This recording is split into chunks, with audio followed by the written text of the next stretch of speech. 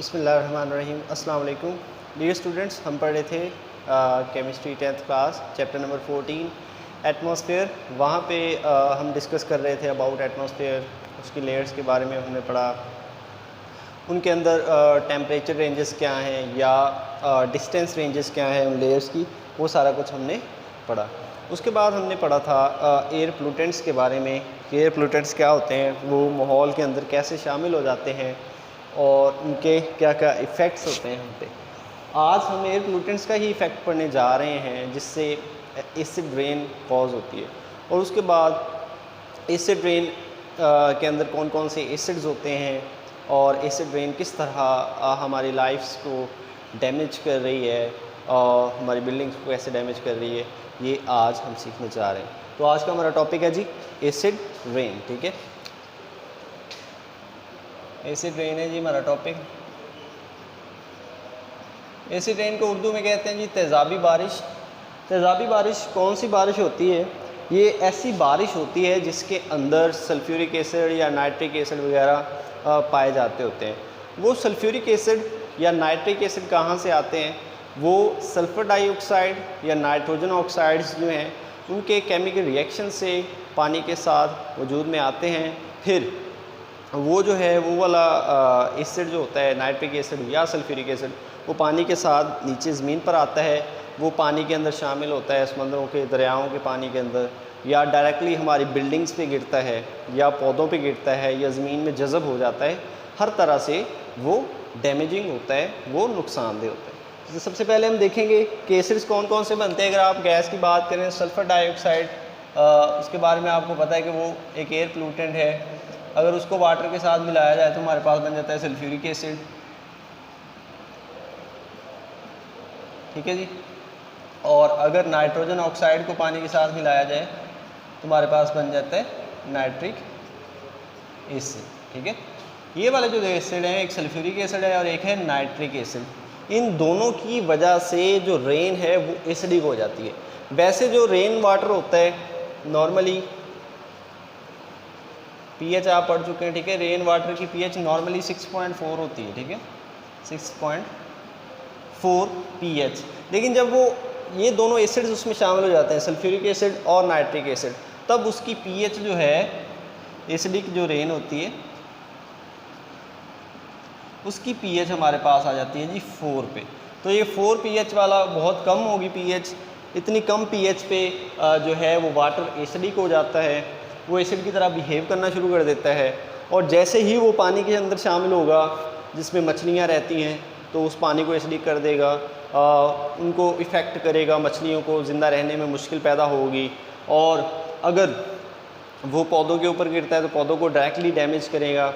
अगर वो हमारी इमारतों पे गिरता है तो वहाँ पे लाइमस्टोन को इफ़ेक्ट करेगा।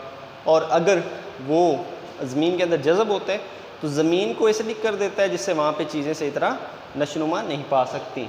तो एसिड रेन का बनना वो दो गैसों की वजह से है, सल्फ़र डाइऑक्साइड या नाइट्रोजन ऑक्साइड्स।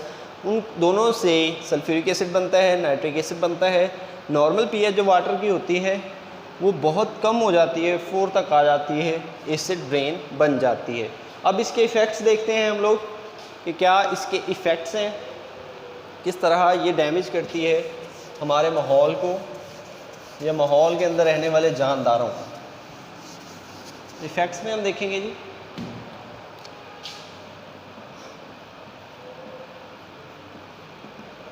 नंबर 1 इफ़ेक्ट इसका क्या है? नंबर 1 पे ये हमारी बिल्डिंग्स को तबाह कर देती है। ठीक है, बिल्डिंग्स आर डिस्ट्रॉयड। इससे बिल्डिंग डिस्ट्रॉय हो जाती हैं। कैसे जी? बिल्डिंग हो गई, मुजस्समे हो गए, स्कल्पचर्स वगैरह, तो उनके अंदर आपको पता है लाइमस्टोन मौजूद होता है। लाइमस्टोन कैल्शियम कार्बोनेट वहाँ पे मौजूद होता है। जैसे ही एसिडिक रेन ऊपर से नीचे आती है उस कैल्शियम कार्बोनेट के साथ ये डायरेक्टली रिएक्ट करती है। कैल्शियम कार्बोनेट के साथ रिएक्ट करने के नतीजे में कैल्शियम सल्फेट या कैल्शियम नाइट्रेट वगैरह बन जाएंगे। ठीक है, वो कैल्शियम कार्बोनेट जो है, जो लाइमस्टोन है, वो अपनी नेचुरल लुक जो है उसको खो देता है। मुजस्समे जो हैं वो टाइम गुज़रने के साथ साथ उनमें तब्दीली आती जाती है, उनकी वो शाइनिंग नहीं रहती, उनकी शेप वैसी नहीं रहती, उनकी शेप में फ़र्क आ जाता है, कहीं से भुरभुरी हो जाती है सतह उनकी, या कहीं से टूट कर गिर जाते हैं, उनके पार्ट्स टूट कर गिर जाते हैं। कोई भी स्कल्पचर हो या कोई भी बड़ी बिल्डिंग हो या मार्बल लगा हुआ हो, तो मार्बल भी इससे डैमेज हो जाता है एसिड रेन से, क्योंकि ये लाइमस्टोन से डायरेक्टली रिएक्ट कर लेती है। उसके बाद दूसरी बात है हमारी हैवी मेटल्स इससे आते हैं जी। हैवी मेटल्स वो जो हैं इसमें शामिल हो जाते हैं। ये जो रेनी वाटर होता है, एसिडिक वाटर, हैवी मेटल जो हैं ज़मीन के अंदर मौजूद होते हैं, लेकिन वो पानी के अंदर शामिल नहीं होते। एसिडिक रेन जो है, ये एसिड रेन, ये क्या करती है, ये उस जो मेटल हैं, हैवी मेटल, उनको पानी के अंदर शामिल कर देती है, हल करके पानी के साथ बह के दरियाओं में शामिल हो जाती है या बह के समुद्रों में शामिल हो जाएगी। तो ये वाले हैवी मेटल हमारे पास हैं एल्यूमिनियम, कैडमियम, क्रोमियम, मरकरी वगैरह, ठीक है। इस तरह के मेटल्स जो हैं ये सारे ये पानी के अंदर शामिल हो जाते हैं।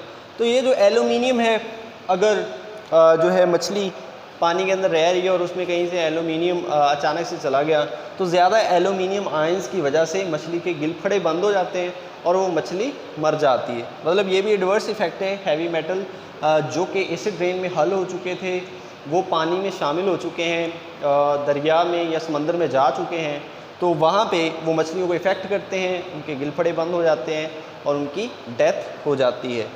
उसके बाद ये जो कैडमियम है, ये मरकरी है, ये क्रोमियम है, ये भी बहुत ज़्यादा पॉइजनस होते हैं। जैसे ही ये पानी के अंदर हल होंगे, दरियाओं का पानी जो है एंड पे जाके इंसानों ने पीना होता है, ठीक है, और उसे रिफ़ाइन करके वगैरह वगैरह ये सारा काम, तो वहाँ पे ये मेटल उसके अंदर ही रहते हैं। जब हम वो पानी पिएंगे, ये मेटल हमारे अंदर आ जाएंगे, क्रोमियम, कैडमियम वगैरह।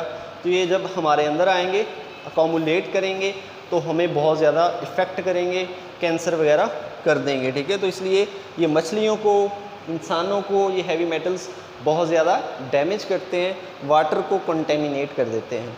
उसके बाद अगली बात है नंबर 3, मेक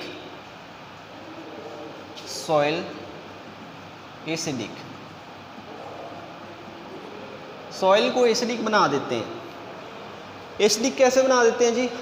सॉइल की जो नॉर्मल पीएच होती है, अगर 7 ही हम लें उसे, तो उससे कम कर देते हैं और 6, 5, 4 कर देते हैं। जब किसी ज़मीन की पीएच ठीक नहीं होगी तो उसके अंदर नशनुमा वाले पौधे सही तरह से नशनुमा नहीं पाएंगे। अगर ऑलरेडी वहाँ पे पौधे लगे हुए हैं, बड़े पौधे, ओल्ड ट्रीज़ लगे हुए हैं, तो वो भी डैमेज हो सकते हैं एसिडिटी से। एसिडिटी क्या करेगी? उनके पत्ते गिर जाएंगे, वो खुश्क होना शुरू हो जाएंगे, ठीक है। सही तरह से वो बीज नहीं बना पाएंगे, सही तरह से फल पैदा नहीं कर पाएंगे। तो एसिडिक सॉइल बना देते हैं, मतलब नए पौधे आप वहाँ पे लगाएंगे वो उगेंगे नहीं, और जो पुराने पौधे ऑलरेडी वहाँ पे होंगे वो भी डैमेज हो जाएंगे। नंबर 4 पे इफ़ेक्ट्स प्लांट्स डायरेक्टली।